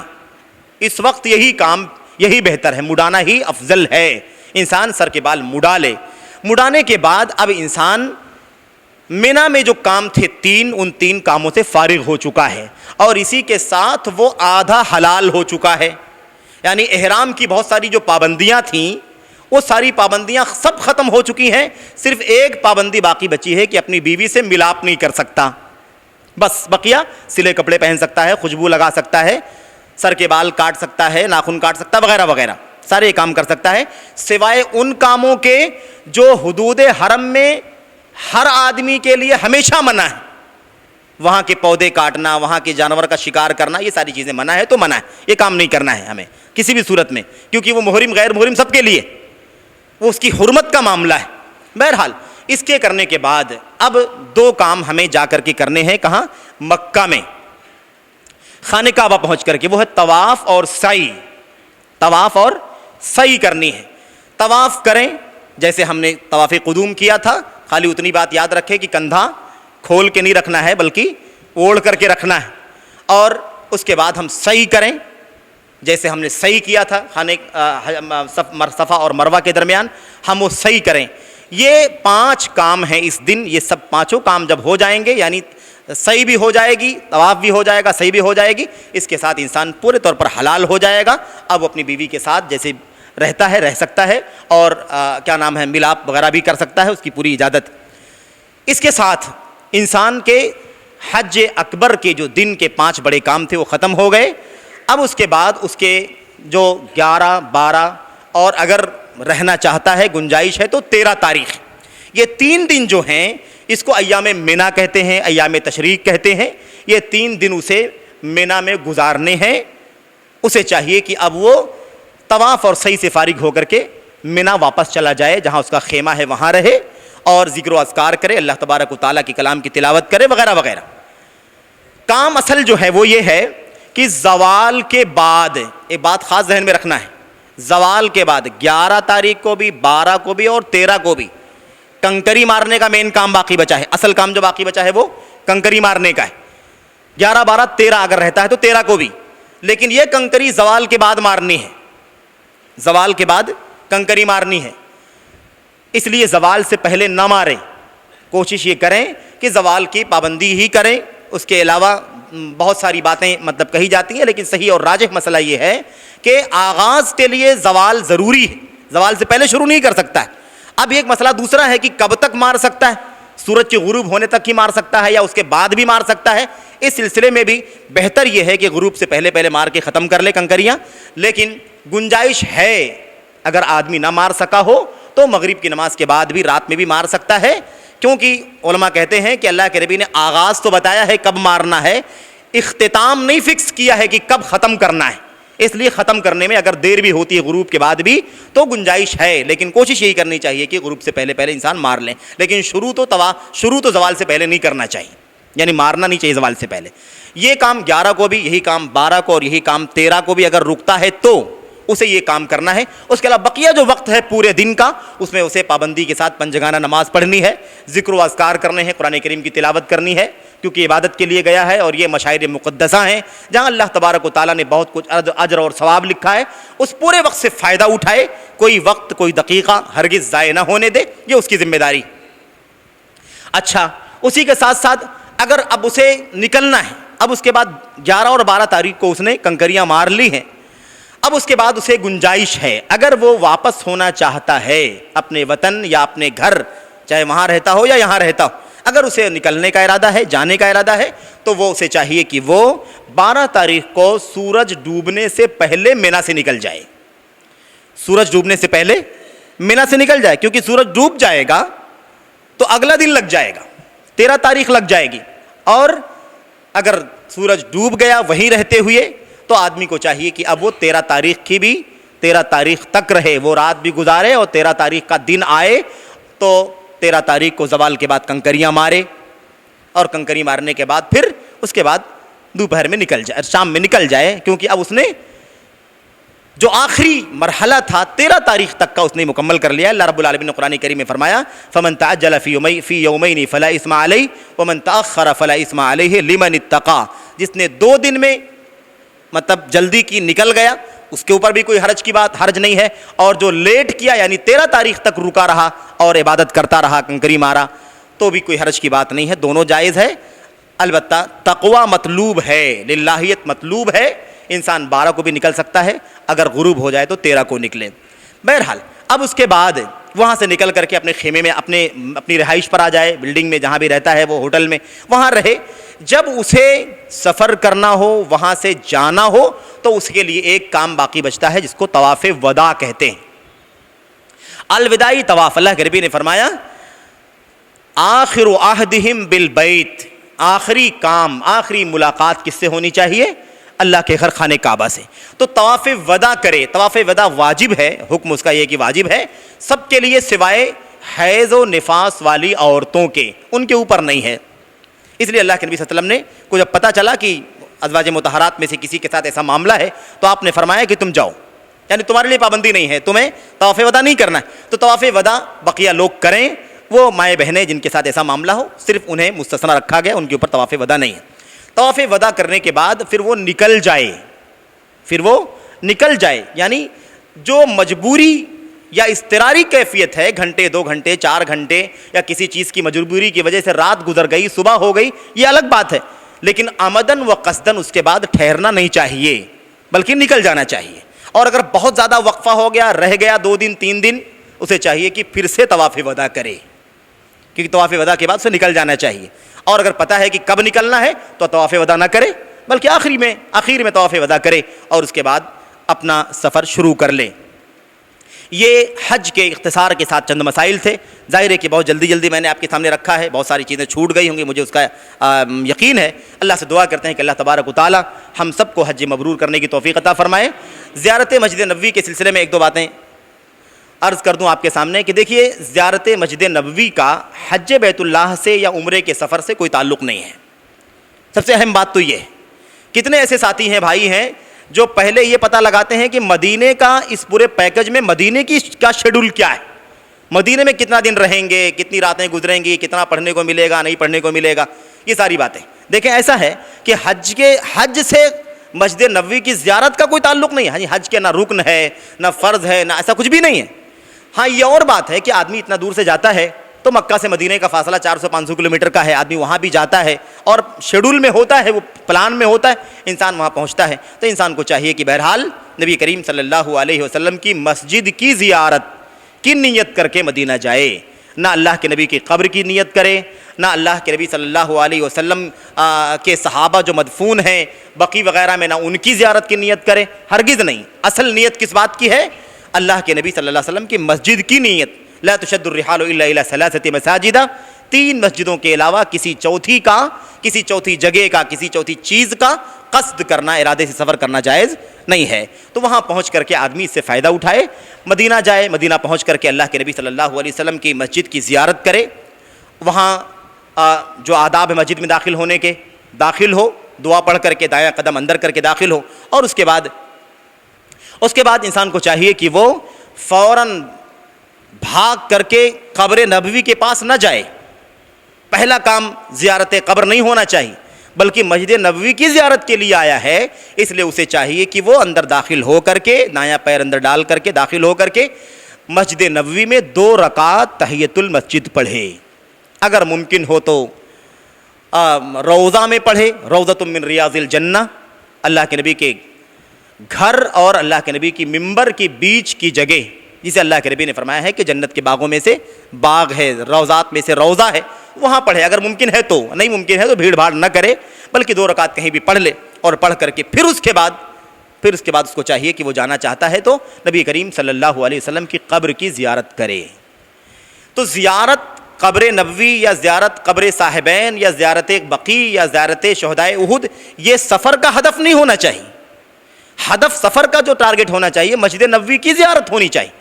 وہاں پہنچ چکا ہے تو اب قبروں کی زیارت جیسے مستحب ہوتی ہے، جائز ہوتی ہے، اور اسے عبرت ملتی ہے، عبرت حاصل کرنے کے لیے انسان جائے، شہدائے احد کی بھی زیارت کرے، مدینے کے اندر ہی ہے وہ 2-3 کلومیٹر کے فاصلے پر، اور ایسے ہی بقیع تو بغل میں ہی۔ بہرحال نبی کریم صلی اللہ علیہ وسلم کی قبر کی زیارت کرنے کے جو آداب شریعت کے اندر ہیں وہ یہ ہیں، اور جو وہاں کے آداب بتائے جاتے ہیں، وہاں پہنچیں گے آپ تو کہاں سے داخل ہونا ہے، کہاں سے نکلنا ہے، اس کی پوری پابندی کریں آپ، تاکہ آپ اطمینان سے آپ وہ کام کر سکیں۔ باب السلام سے داخل ہو کر کے انسان جاتا ہے، اور آگے جا کر کے نبی کریم صلی اللہ علیہ وسلم کا وہ حجرہ جس میں آپ علیہ الصلوۃ والسلام مدفون ہیں، وہاں کھڑا ہو اور ادب کے ساتھ نبی کریم صلی اللہ علیہ وسلم پر صلاۃ اور سلام کہے۔ الصلاۃ والسلام علیک یا رسول اللہ یا ایھا النبی،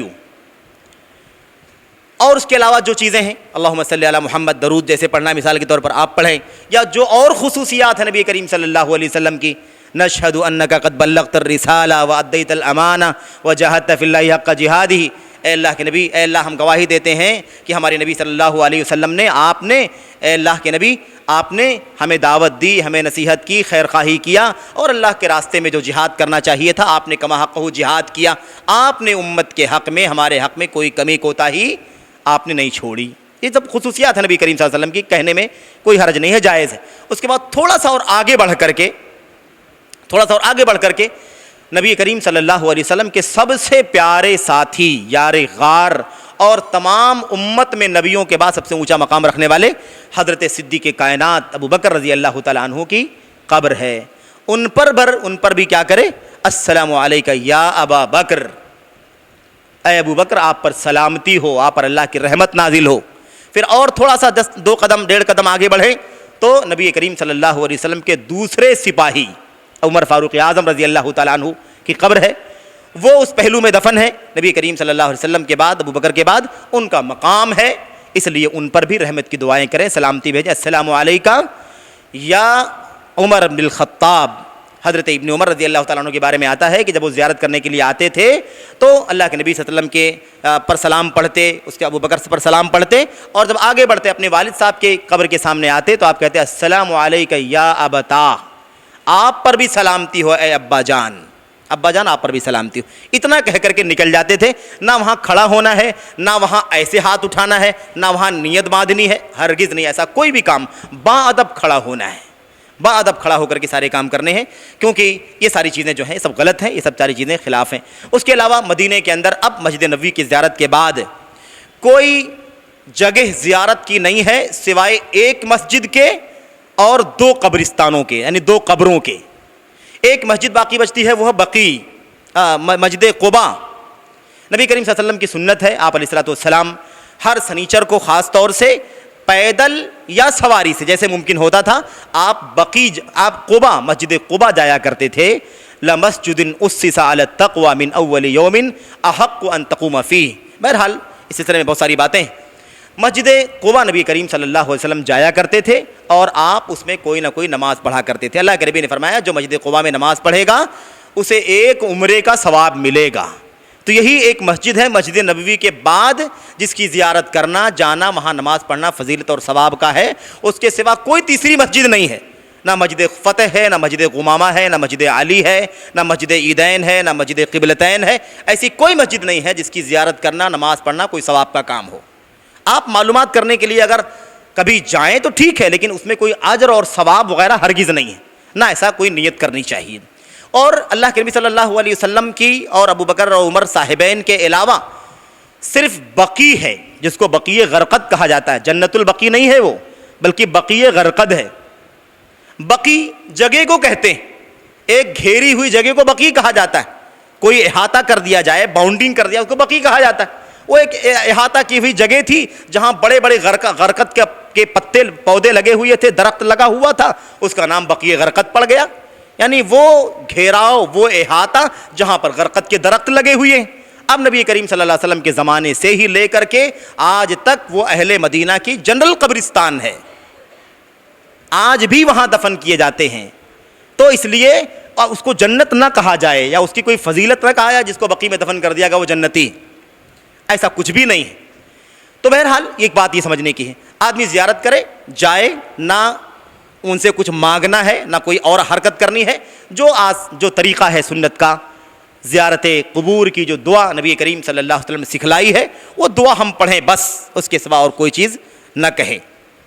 السلام علیکم دار قوم المؤمنین وإنا إن شاء اللہ بکم لاحقون، یہ دعا ہے، ہمیں یہ کرنا چاہیے، اس کے سوا کچھ بھی نہیں۔ اور وہاں جاتے ہیں لوگ، جاننا چاہتے ہیں یہ کس کی قبر ہے، وہ کس کی قبر ہے، یہ حضرت حمزہ کی ہے، یہ حضرت خدیجہ کی، وغیرہ وغیرہ۔ مکے میں بھی مدینے میں بھی ایسا کچھ بھی جاننے کی کوئی ضرورت نہیں ہے۔ یہ سب اللہ تبارک و تعالیٰ کے نیک اور صالح بندے ہیں، صحابہ کرام مدفون ہیں، تابعین مدفون ہیں، بڑی بڑی شخصیتیں، ہستیاں وہاں پر دفن ہیں، اور آج کل کے مسلمان بھی دفن ہوتے ہیں وہاں، اس لیے دعا کریں بس۔ اور تیسری چیز ہے، مدینے ہی کے اندر 2-2.5 کلومیٹر کے فاصلے پر احد پہاڑ کے دامن میں ان مجاہدین کی شہداء کی قبریں ہیں جن کو شہدائے احد کہا جاتا ہے، جس میں حضرت حمزہ سمیت ان کے دیگر ساتھی دفن کیے ہوئے ہیں۔ وہاں جا کر کے انسان کو چاہیے کہ وہاں بھی زیارت قبر کی جو دعا ہم پڑھتے ہیں وہ دعا پڑھیں، اس کے سوا اور کوئی تیسرا چوتھا کام نہ کریں۔ مدینے میں 2 مسجدیں اور 3 قبریں، اس کے سوا نہ کوئی چوتھی قبر اور نہ کوئی تیسری مسجد، بس اس کے سوا ہمیں اور کچھ نہیں کرنا چاہیے۔ اللہ سے دعا ہے کہ اللہ تبارک و تعالی ہمیں حج اور عمرے کے مناسک کو سنت رسول صلی اللہ علیہ وسلم کے مطابق ادا کرنے کی توفیق عطا فرمائے۔ ایسے ہی مسجد نبوی صلی اللہ علیہ وسلم کی زیارت کی اللہ تبارک و تعالی ہمیں سنت کے طریقے پر کرنے کی توفیق عطا فرمائے۔ اللہ تعالی ہم سب کو جو بھی یہ نیک موقع عطا ہو رہا ہے، اللہ تعالی ہمیں اس کے اجر و ثواب سے مالا مال فرمائے، شرف قبولیت سے نوازے، اور اللہ تبارک و تعالی ہمیں سالم غانم واپس ہونے کی توفیق عطا فرمائے، اور اللہ تعالی ہمیں حج مبرور کی توفیق عطا فرمائے۔ آمین رب العالمین، وصلی اللہ وسلم وبارک علی نبینا محمد وعلی آلہ وصحبہ اجمعین۔ السلام علیکم ورحمۃ اللہ وبرکاتہ۔